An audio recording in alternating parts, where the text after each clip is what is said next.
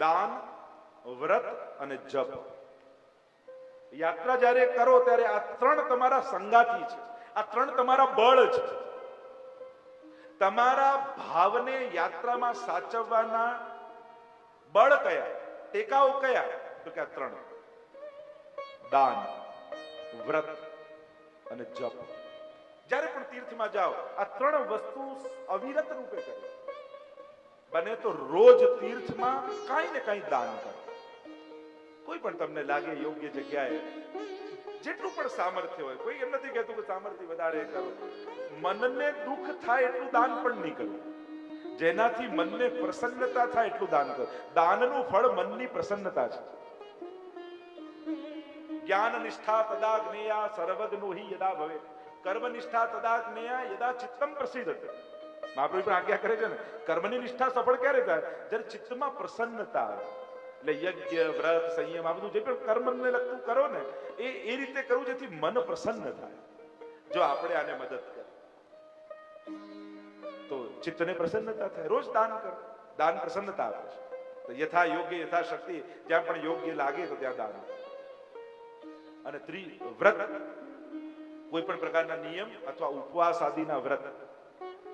આપણે ત્યાં વ્રતયાત્રા પણ કરવા જઈએ ને અથવા કોઈ પણ તીર્થમાં જઈએ તો ત્યાં પણ વ્રતના વિધાન હોય છે. એમ દાનના પણ વિધાન હોય કે જેમ દેહ કુંડ આવ્યું તો અહીંયા સોનાનું દાન, આ કુંડ આવ્યું તો અહીંયા રૂપાનું દાન. જેમ ગ્રહણ સમયે પણ દાનના પ્રકાર હોય છે.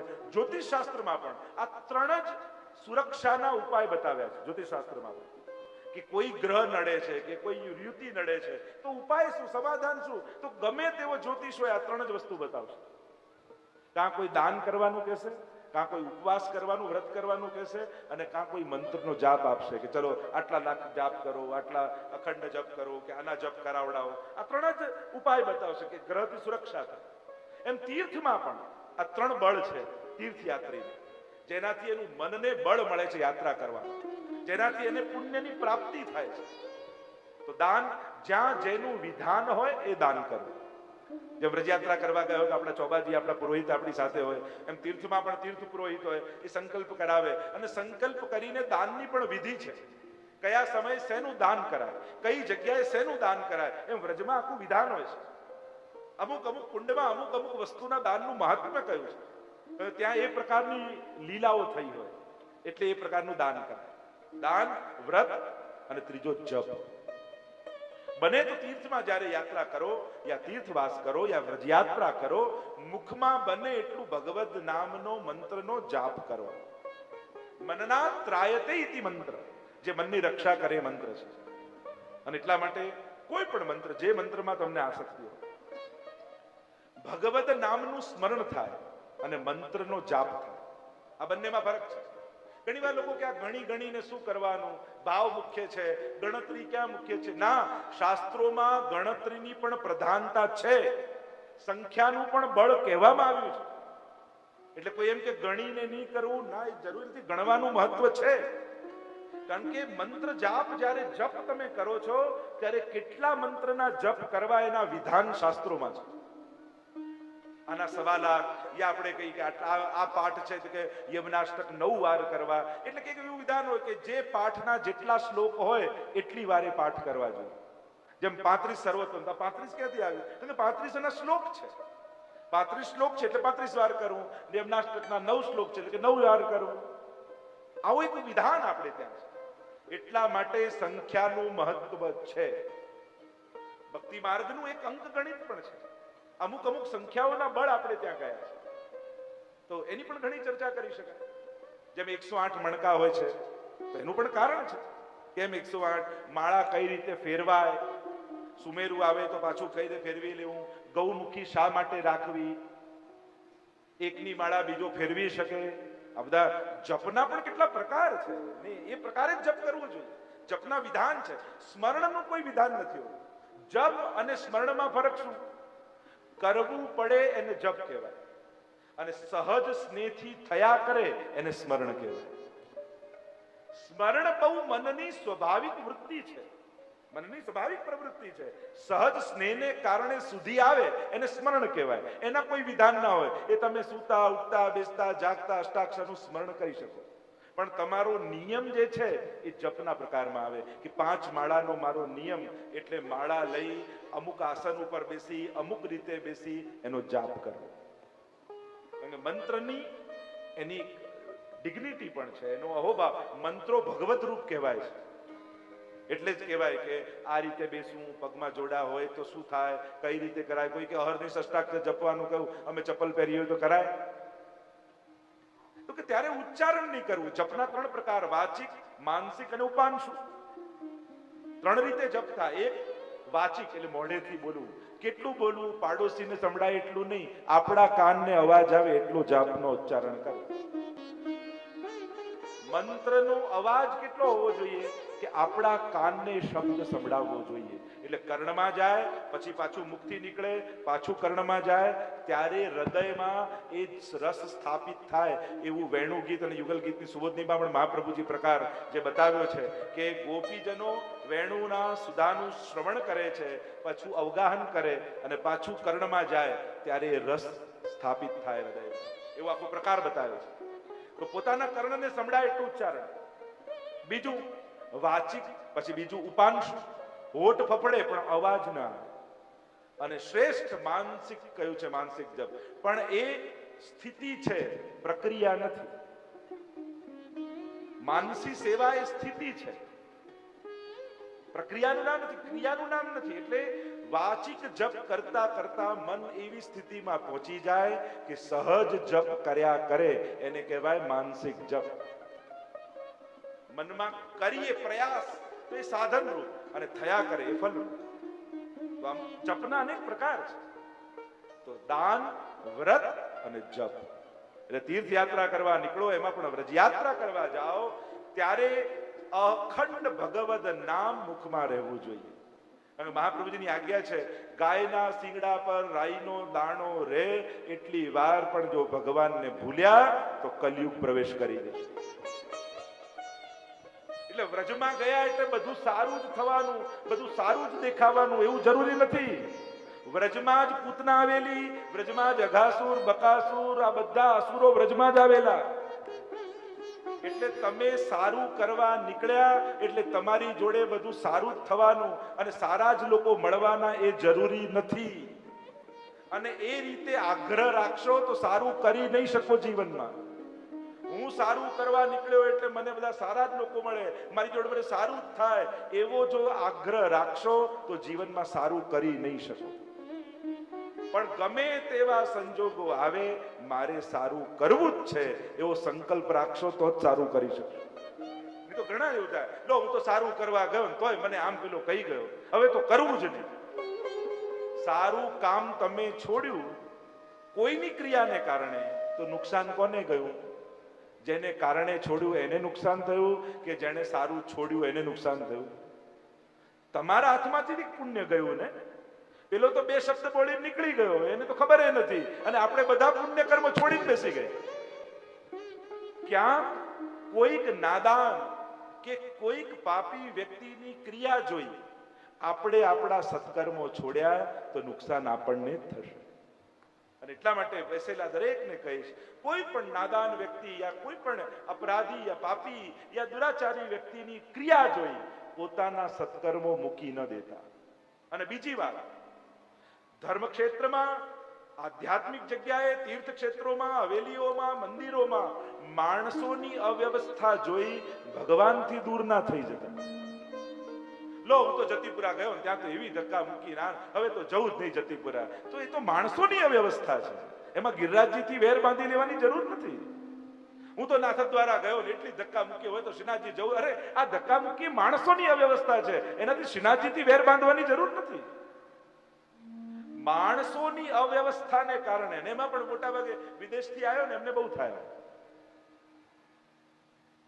કે આ તો ત્યાં ગયા ને આમ હતું ના આમ હતું. એ બધું માણસોએ ઊભું કરેલું છે, એનાથી ભગવાનથી દૂર ના થાઓ. તમે તમારો રસ્તો સારો ગોતો. અને એટલા માટે નાદાન બનીને જો તમે કોઈ ઉત્તમ સ્થાને જશો તો તેનો આનંદ નહીં પામી શકો. ભગવાન પાસે ભગવાન માટે ગયા હોઈએ ત્યારે માણસોની બહુ ક્રિયાને મહત્વ નહીં આપે. તો માણસ આવા જ છે ને દરેક દેશનું દરેક જગ્યાની એક જુદી રીત ને પ્રક્રિયા હોય છે જ. એને કારણે કોઈની અવ્યવસ્થા, કોઈનો દુર્વ્યવહાર આ બધું જોઈ પ્રભુથી દૂર નહીં. તો હું તો હવેલીમાં ગયો, પેલાને આગળ કર્યો, મને પાછળ રાખ્યો, મને તો આમ ન થયું, ના ન થયું, હવે તો હવેલીએ જવું જ નહીં. અરે આ માણસોની અવ્યવસ્થા છે, એને કારણે ઠાકોરજીથી દૂર કેમ થવાનું? ક્યારે નહીં. સમજ મોટી રાખ. સમજ નાની હશે ને તો સત્કર્મો જીવનમાં કરી નહીં શકે. સમજ શ્રેષ્ઠ હશે તો જ આજના સમયમાં તમારા હાથે સત્કર્મો થશે. સામર્થ્ય મળ્યું એટલે એમ ન સમજી લેતા કે તમારા હાથે સત્કર્મો થશે. સામર્થ્યથી ક્યારે પણ પુણ્યો અને સત્કર્મો થતા નથી, સારી સમજણથી થાય છે. અને દુનિયામાં સામર્થ્ય વાળા તો ઘણા લોકો છે. ના ના, સારી સમજણ અને નસીબમાં સત્સંગ લખાયેલો હોવો જોઈએ. પુણ્યો ભાગ્યમાં લખાયેલા હોય ને એના હાથે જ પુણ્યો થાય. તમે તે ન કરી શકો. આપણે કેટલા નસીબ વાળા છે. આ 3 કલાકથી તમે શાંતિથી પંખા નીચે ખુરશીમાં બેઠા બેઠા કથા સાંભળો છો. તમને ખબર છે આ 3 કલાકમાં કેટલા લોકો એક્સિડન્ટમાં મરી ગયા છે? 1 મિનિટ એક માણસ મરે છે. કેટલા લોકોને હાર્ટ એટેક આવ્યો છે? કેટલા લોકોને કેન્સર ડિટેક્ટ થયો છે આ 3 કલાકમાં? કેટલા લોકો બરબાદ થઈ ગયા છે આ 3 કલાકમાં? કેટલા લોકોએ પોતાના સ્વજનો આ 3 કલાકમાં ગુમાવ્યા છે? કેવી કેવી દુર્ઘટનાઓ જો એક વિશ્લેષણ કાઢો તો આ 3 કલાકમાં દુનિયાભરમાં કરોડો લોકો સાથે થઈ ગઈ હશે. અને તમે ઠાકોરજીની કૃપાથી પંખા નીચે બેઠા, ખુરશીમાં બેઠા બેઠા આ કથા સાંભળી રહ્યા છો. આ ઓછું સૌભાગ્ય નથી. તીર્થ યાત્રા કરવાથી શું મળે? તો દરેકના સાર રૂપે જો આટલા ફળની ચર્ચા કરી શકાય. યાત્રાથી સર્વપ્રથમ તો પ્રાય જે મોટા ભાગે શાસ્ત્રોમાં જેનો ઉલ્લેખ છે કે પહેલું ફળ પાપનો નાશ થાય. મોટા ભાગે યાત્રા પાપ ક્ષય માટે કરતા હોય છે. અને એટલા માટે તમે દરેક જગ્યાએ યાત્રાના ફળ રૂપે જુઓ તો કે ગંગાજીમાં સ્નાન છે તો કે પાપ ધોવાય.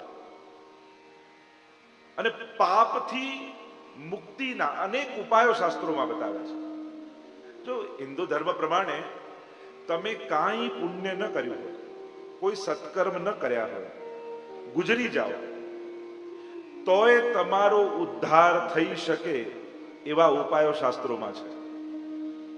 તમારા દીકરાઓ, તમારી સંતતિ એ બધી વિધિ કરે, જેમ ગયામાં જઈને શ્રાદ્ધ કર્યું કે પ્રયાગમાં કે આ વિધિ કરી, આ કથા કરી, અનેક અનેક પ્રકારથી ઉપાય આપણે એમ કહેવાય કે કદાચ એ જીવે કાંઈ નથી કર્યું, એ ગુજરી ગયો, છતાં એનો મોક્ષ કરવો હોય તો એવા વિધાનો છે કે જીવના ગયા પછી પણ એનો ઉદ્ધાર થઈ શકે. એટલે કે મુક્તિ તમારા બદલે બીજો કોઈ પણ તમારી મુક્તિ કરાવી શકે, પણ ભક્તિ તો જાતે જ કરીને જવી પડે. એ તમારા બદલે બીજો કોઈ ન કરી શકે. એનો આનંદ તો પોતે જ લેવો પડે. એટલે યાત્રાનું એક વિશેષ ફળ આપણે ત્યાં પાપનો ક્ષય માન્યો છે. ગંગા પાપમ શશી તાપમ દૈન્યમ કલ્પતરુસ્તથા પાપમ તાપમ ચ દૈન્યમ ચ હંતિ સાધુ સમાગમ. એમ સુભાષિતોમાં આવતું ને, નાનપણમાં સુભાષિતો યાદ કરાવે એટલે આ બહુ પ્રસિદ્ધ હતું કે ગંગા પાપને દૂર કરે, શશી ચંદ્રમા તાપને દૂર કરે, કલ્પવૃક્ષ દારિદ્ર્યને દૂર કરે, પણ એક સાધુનો સંગ એ પાપ, તાપ અને સંતાપ ત્રણેયને દૂર કરી દેતો હોય છે. એટલે કદાચ કોઈ ગંગામાં સ્નાન ન કરી શકો, કદાચ કોઈ એવા શીતલતાને પ્રાપ્ત ન કરી શકો, કદાચ દારિદ્ર્યને ટાળી ન શકો, પણ કોઈ એક સાધુજનનો સંગ જીવનમાં થાય ને તો આ ત્રણેયનો અનુભવ એક સાથે કોઈ જગ્યાએ થતો હોય તો કોઈ સાધુ મહાપુરુષના સંગમાં થાય છે. તો ગંગાજી પાપને હરનાર, સુપ્રસિદ્ધ વાત છે, ગંગા સ્નાનથી પાપ ધોવાય છે. કારણ પ્રભુની ચરણોદક છે ને, અને ચરણોદક છે પ્રભુનું. પ્રસિદ્ધ આપ લોકો જાણો છો ગંગાજીના પ્રાગટ્યની કથા. ગંગાજીના કિનારે બેઠા છો તો જ્યારે વામનમાંથી ભગવાન વિરાટ થયા અને પ્રક્ષાલન કર્યું બ્રહ્માજીએ, અને જે રીતે કમંડલમાં જલ આવ્યું અને કથા જેમ ભગીરથ પછી ગંગાજીનું અવતરણ કરીને લાવ્યા, મહાદેવજીએ મસ્તક પર ધારણ કર્યું, જાનુ મુનિએ કાનમાંથી જાનવી થયા, આખી એક કથા જે ગંગાજીના અવતરણની શ્રીમદ ભાગવતમાં આવે છે. અને એ કથા દ્વારા આપ જાણો છો કે ગંગાજી પાપને હરનારા છે. તો તીર્થનું પહેલું ફળ પાપ હરાય. અને વ્રજમાં જવાનો વિચાર આવે ને, એ વિચાર માત્રથી પાપ હરાઈ જાય છે. જાઓ એ તો જુદી વાત છે, કેવલ વ્રજમાં મારે જવું છે એવો વિચાર આવે તો એ પાપ દૂર થઈ જાય. બીજું ફળ યાત્રાનું પુણ્યની પ્રાપ્તિ. પ્રાય શાસ્ત્રો સકામ ભક્તિનો ઉપદેશ કરતા હોય છે. વેદો પણ 3 ગુણવાળા છે એમ કહ્યું છે. અને એટલા માટે પુણ્યની પ્રાપ્તિની આકાંક્ષા પ્રાય જીવને રહી છે. કેમ? કારણ કે સુખનું મૂળ પુણ્ય છે અને પ્રત્યેક જીવાત્માને સુખની આકાંક્ષા રહે છે અને એટલા માટે પુણ્ય કરવા માટે પ્રેરાય છે. પુણ્યનો મૂળ સ્ત્રોત શું છે? જેમ સુખનો મૂળ સ્ત્રોત પુણ્ય છે અને પ્રત્યેક જીવ સુખ ઈચ્છે છે. ઘણીવાર પૈસા ઓછા પડ્યા નહીં તો આમ પ્રસંગ કરત, લોકોનો સાથ ન મળ્યો એટલે રહી ગયું નહીં તો આમ કરત, સંજોગ ન થઈ શક્યા નહીં તો આમ કરત. એ બધું વિચારીએ કે છે કે લોકો ઓછા પડ્યા, પૈસા ઓછા પડ્યા, સમય ઓછો પડ્યો, પણ મૂળમાં શું છે? પુણ્ય ઓછું પડ્યું. એ આપણે નથી વિચારતા. વ્યક્તિનો વાંક ન કાઢતા, સમયનો વાંક ન કાઢતા, સંજોગનો વાંક ન કાઢતા, વાંક ગોતવો હોય ને તો એમ વિચારજો કે આ મારાથી થાત પણ મારા પુણ્ય ઓછા પડે. જો પુણ્યો પૂરતા હોત તો સત્કર્મ કરતા મને કોઈ રોકી ન શકે. આપણે સારા પ્રસંગે ખૂબ આનંદ કરીએ, બહુ ખર્ચ્યા, અમે આખો હિસાબ રાખીએ, આટલા ખર્ચી નાખ્યા, પણ તમે કેવલ પૈસા નથી ખર્ચ્યા આનંદ કરવા માટે, સાથે સાથે તમે તમારા પુણ્યો ખર્ચ્યા હોય છે. અને પુણ્યો ન હોત તો છતે પૈસે સુખી નો અનુભવ ન કરી શકે, સુખનો અનુભવ ન થાય જો પુણ્ય ઓછા હોય. એટલે એક વસ્તુ સમજી લેજો, કેવલ સાધનથી સુખ આવતું નથી, સાધનો એની જગ્યાએ જ રહી જાય. ઘણી વાર આપણે જોઈએ બધું જ બધા ઘણા પાસે હોય, સારું ઘર હોય, ખૂબ પૈસા હોય, સ્વજનો હોય, બધા, પણ એને જીવનમાં ક્યારે સુખ જ ના મળે. ત્યારે માનવું એ કે મને મારા પુણ્ય ઓછા મળે છે. અને ઘણા લોકોને એમ જોઈએ ઓછા સાધનોમાં પણ ખૂબ આનંદમાં રહી શકતા હોય. ગાડી કોઈએ ખરીદી હોય ને વાપરતો આ હોય, ઘર કોઈએ લીધું હોય ને રહેતો આ હોય, ત્યારે આપણને એમ લાગે કે આના પુણ્યો વધારે છે, ઓછા સાધને પણ સુખી રહી શકે છે. એટલે વ્યક્તિઓનો વાંક ગોતવા કરતા પોતાની તરફ દ્રષ્ટિ કરી મારા પુણ્યો કેમ ઓછા પડે છે એનું ચિંતન કરો.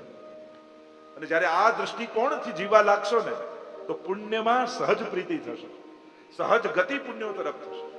એટલે તીર્થનું એક પ્રસિદ્ધ સુફળ જેને કહીએ, જેનું આકર્ષણ લોકોને રહ્યું છે, એ છે પુણ્ય. ત્રીજું ફળ, ઘણી યાત્રાઓ, તીર્થ યાત્રાઓ શાસ્ત્રોમાં પણ જોવામાં આવે છે, મનોકામનાની પૂર્તિ માટે કરવામાં આવતી હોય છે. એટલે તીર્થ યાત્રાથી જીવની સર્વ મનોકામનાઓ પૂર્ણ થાય છે. ઘણીવાર લોકો કોઈને કોઈ કામના લઈને જાય, ઘણીવાર નાથ દ્વારા લોકો પૂનમ ભરવા જતા હોય, યા ઘણીવાર લોકો દર મહિને ગિરિરાજજીની પરિક્રમા કરવા જતા હોય. કાંઈક ને કાંઈક મનમાં કોઈ કામના હોય છે કે આ કરું તો મારી આ મનોકામના પૂર્ણ થાય. અને સકામ ભક્તિ કોઈ અપરાધ નથી. એક ખોટી માન્યતા આપણા બધા મનમાં એવી બેસી ગઈ કે બસ કંઈ બી ભગવાન પાસે ઈચ્છવું એ દોષ છે. દોષ ન કહેવાય, પણ ભક્તિની ઉત્તમતા નથી, શ્રેષ્ઠ ભક્તિ નથી. બાકી ભગવાને પણ ભક્ત કયા છે, આર્તો જિજ્ઞાસુ અર્થાર્થી જ્ઞાની ચ ભરતર્ષભ. ગીતાજીમાં 4 પ્રકારના ભક્તો કહે, એમાં અર્થાર્થી પણ ભક્ત છે. ભગવાન પાસે કઈ માંગવું એ અપરાધ નથી, પણ ભક્ત તરીકેનો અવિવેક છે. જીવ તરીકે ઠીક છે, આ જીવ છે ને એને સુખની આકાંક્ષા રહે જ છે, અને જ્યાં સમર્થતા દેખાય ત્યાં એને કોઈ ને કોઈ અપેક્ષાઓ થઈ જાય. અને જ્યારે જીવ સર્વ સમર્થ પ્રભુને જાણે ત્યારે જીવને એમ થાય કે ભગવાન સિવાય આ કોઈ નહીં કરી શકે. અને એટલા માટે ભગવાન પ્રત્યે એનો સકામ ભાવ જાગે. બહુ સહજ છે, સ્વાભાવિક છે, જ્યાં સુધી ભક્તિની ઉત્તમતા સિદ્ધ નથી થઈ. અને એટલે હું તો હંમેશા કહું, અન્યાશ્રય કરતા સકામ ભક્તિ સારી. બ્રહ્મ સંબંધ લઈ પ્રભુને શરણાગત થયા પછી ગમે ત્યાં હાથ ફેલાવવા કરતા ઠાકોરજી પાસે માંગી લેવું સારા. કારણ કે રાજાની રાણી થયા પછી બીજા પાસે લેવા જઈએ ને તો રાજાનું અપમાન કહેવાય. પછી તો પ્રભુ પાસે જ માંગી લો. તો મનોકામનાની પૂર્તિ એટલે જ્યારે પણ કોઈ પણ યાત્રા તમે કરો છો ત્યારે તીર્થો કલ્પવૃક્ષ જેવા છે, અને કલ્પવૃક્ષ પાસે જઈને માંગવાનું ન હોય, ત્યાં નીચે બેસો અને વિચાર કરો ને કામના પૂર્તિ થઈ જાય. અને એવા ઘણા પ્રસંગો આપણે જોયા છે. કોઈ ને કોઈ કામના સાથે આવેલા આ જીવોની કામના પૂર્તિ તીર્થો દ્વારા, વ્રજ દ્વારા થઈ છે. ચોથું ફળ, જેને એક ભક્ત તરીકેનું ફળ કહી શકાય, કે વ્રજ યાત્રા કરવાથી ભગવત પ્રીતિ જાગૃત થાય છે અને ભગવત કૃપાની પ્રાપ્તિ થાય છે. મારી અંદર ભક્તિની પ્રાપ્તિ થાય એટલે મારે વ્રજયાત્રા કરવી છે. અને વ્રજયાત્રા કરો તો ભૂતકાળમાં અવશેષો જોવા માટે ન કરતા. આપણે તો ગોકુલનાથજીના વચનામૃતમાં આવે છે, ત્યારે વૈષ્ણવે કહ્યું કે ભાઈ યાત્રા કરવે જા રહો, વ્રજયાત્રા કરવે જા રહો. ત્યારે ગોકુલનાથજી એટલું કહ્યું હતું કે જો હે વાકુ ખોકે મત આયો, કછું પાકે આયો. ઘણી વાર ભગવત ધામોમાં જઈ જે ભાવ લઈને ગયા હોય ને એ ગુમાવીને ગણાવે. લો અહીંયા તો આમ થયું, અહીંયા તો આમ હતું, અહીંયા તો આમ હતું. ઉલટાનો જે ભાવ હૃદયમાં હોય એ મૂકીને આવે. કછું પાકે આયો. તો વ્રજમાં જાઓ તો પ્રભુની ભક્તિ પામીને આવજો, વ્રજ ભક્તોનો ભાવ હૃદયમાં ધારણ કરીને આવજો. એમ લગભગ આવા 5 ફળોની ચર્ચા થઈ શકે. યાત્રાના ઉલ્લેખ વિશેષ રૂપે 2 જણા માટે આપણે ત્યાં કરી શકાય. એક તો વિદુરજી માટેની યાત્રાનો ઉલ્લેખ ભાગવતજીમાં મળે છે, અને બીજો નારદજીનો મહાત્મ્યની કથામાં પદ્મપુરાણ અંતર અહમ તો પૃથ્વીમ યાતો જ્ઞાત્વા સર્વોત્તમામિતિ પુષ્કરમ ચ પ્રયાગમ ચ કાશીમ ગોદાવરીમ તથા. મહાત્મ્યની ભાગવતજીની કથામાં જ સૌથી પહેલા યાત્રાનો ઉલ્લેખ આવ્યો, અને નારદજી પૃથ્વી ઉપર તીર્થોની યાત્રા કરવા માટે આવ્યા. અને ત્યાં જે જોયું મન ખિન્ન થયું એની ચર્ચા આવી. અને બીજું, જ્યારે કૌરવ અને પાંડવોના યુદ્ધનો નિર્ધાર થયો અને ત્યારે વિદુરજી ભક્ત છે, એમને એમ થયું કે મારે ભાઈઓને લડતા જોવા નથી, એટલે વિદુરજીએ 36 વર્ષ સુધી યાત્રા કરી. આ વિશેષ 2 ઉલ્લેખ, અને બીજા ઘણા ઉલ્લેખ એમ તો ચર્ચા કરી શકાય. કારણ શરદ કુમારો પણ બદ્રી વિશાલ પાસે ભેગા થયા, સત્સંગાર્થ સમાયાતા દદ્રશુસ્તત્ર નારદમ, ત્યાં પણ છે. એટલે આપણા શાસ્ત્રોમાં યાત્રાનો ઉલ્લેખ બહુ વિશેષ રૂપે છે. એવી ઘણી બધી ચર્ચા આપણે કરી શકીએ છીએ.